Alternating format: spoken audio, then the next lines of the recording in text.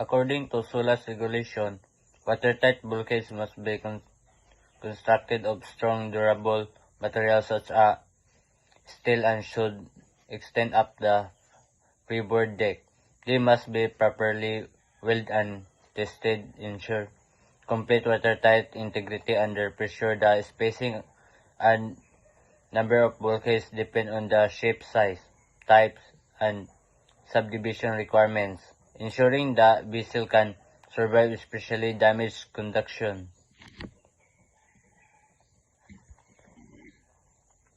Watertight bulkheads are essential structural components required by SOLAS convention to ensure the safety and survivability of ships. These bulkheads divide a vessel into separate watertight compartments, limiting the spread of water in case of hull damage.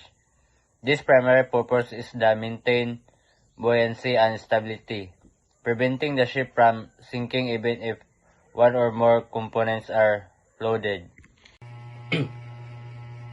Opening in the watertight bulkhead such as doors and access point must be minimized at fitted with the watertight door that can be operated both locally and remotely. This door should be capable of quick and secure closing, especially in emergencies, to provide the spread of loading between the compartment.